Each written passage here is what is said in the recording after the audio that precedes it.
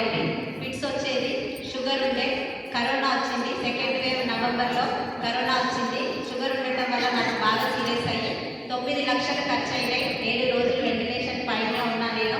Corona కూడా తగ్గినాక ఇక నాకేం కాదు అనుకున్నాను. కానీ నెక్స్ట్ ఆగస్టు ఒక 10 నెలల గ్యాప్లోనే నాకు బ్రెయిన్ స్ట్రోక్ వచ్చింది, పక్షవాతం కూడా వచ్చింది. బ్రెయిన్ స్ట్రోక్ వచ్చిన వెంటనే ఇంజెక్షన్ చేసింది కాబట్టి మంచానికి ఏం పరిమితం కాలేదు. బట్ ఏమంటారు, మెడిసిన్స్ అనేవి కంటిన్యూ చేయడం వల్ల నాకు సైడ్ ఎఫెక్ట్ వచ్చింది.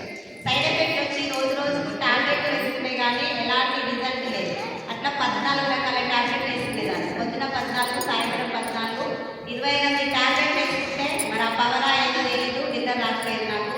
అటువంటి టైంలో నిద్ర మాత్రం కూడా అలవాటు చేసి డాక్టర్ స్లీపింగ్ వేసుకొని రోజు లెక్క పెడుతున్న టైంలో ఈ ప్లాట్ఫామ్లో చెప్తే వింటామా, డౌట్లు వస్తాయా రావా, అదో అట్లా రావడానికి ఇష్టపడలేదు. బట్ సార్ మెడిసిన్కి సప్లిమెంట్కి తేడా చెప్పడం వల్ల దీనివల్ల సైడ్ ఎఫెక్ట్ లేదు అంటున్నారు కదా, చూద్దాం అనుకుని ఒక మీటింగ్కి వెళ్ళింది మటుకు బాగుంటుంది, హెల్త్ కోసం వాడుకుందామని వెళ్ళినా. మీటింగ్ విన్నాక మటుకు నాకు కనెక్ట్ అయింది బిజినెస్. ఎందుకంటే ఫస్ట్ చెప్పినా కదా మనీ మీద నా ఒపీనియన్ వేరు అని చెప్పేసి. ఎందుకంటే అనుకున్నా అంటే నేను బీటెక్ చదివినా, బట్ హెల్త్ ప్రాబ్లం వల్ల నాకు థర్డ్ ఇయర్లోనే డిస్కంటిన్యూ. నాకు సర్టిఫికేట్ లేదు, కమ్యూనికేషన్ లేదు, తెలివి లేదు, కాబట్టి ఎలాంటి జాబ్ రాదు. బిజినెస్ చేయాలంటే పెట్టుబడి లేదు కాబట్టి నేను డబ్బుల మీద అటువంటి ఒపీనియన్తో ఉన్నా. కానీ ఇవేమీ అవసరం లేకుండా ఒక ఆయమ్మ, ఒక టీచర్, ఒక హౌస్ వైఫ్ సక్సెస్ అయింది అంటే నేను ఎందుకు సక్సెస్ అవ్వలేను అన్న ఉద్దేశం నాకు ఫస్ట్ మీటింగ్లోనే వచ్చింది.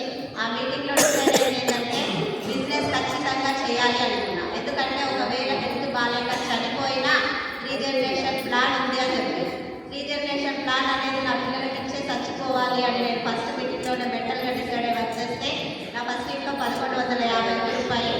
ఒక 28 మంత్స్ ఫుల్ టైం జర్నీ అండి నాది. నా హైయెస్ట్ ఇన్కమ్ వచ్చేసి 2,95,300. 14 lakhs పెట్టి ఫ్లాట్ తీసుకున్నా. నేను తీసుకోవడమే కాదు, నేను ఈ ప్లాట్ఫామ్లో కొంతమందికి పరిచయం చేయడం, సైకిల్ సార్లు వాళ్ళు అప్పచెప్పడం వల్ల వాళ్ళు కూడా డబ్బులు తీసుకుంటున్నారు అంటే నాకు చాలా హ్యాపీగా అనిపిస్తుంది. ఎందుకంటే ఫస్ట్ నన్ను మీటింగ్ ఇన్వైట్ చేసినప్పుడు change your shop, change your life అంటే నేను నమ్మిన. షాప్ చేంజ్ చేస్తే లైఫ్ చేంజ్ అయ్యేది ఉంటే ఇంతగా మనకు కష్టపడతారన్న నా మనిషిని నేను. కానీ ఒక్కసారి నేను ఈరోజు అడుగుతున్నా, నా లైఫ్ చేంజ్ అయినట్ట కాదు. సారీ నేను ఎందుకు చెప్పలేదు కదా. ఫస్ట్ ఇంట్లో 1150 రూపాయలు వచ్చిన తర్వాత మీటింగ్స్కి వెళ్ళడం స్టార్ట్ చేసిన. ఆ మీటింగ్లలో అందరూ తగ్గింది అని చెప్తున్నారు. నేను వింటున్నా పోతున్నా, కానీ వాడతలేదు. వింటే తగ్గదా, వాడితే తగ్గదా విషయం అర్థం చేసుకొని ఫిబ్రవరి 15, 2021 రోజు నేను సప్లిమెంట్ స్టార్ట్ చేసిన అండి.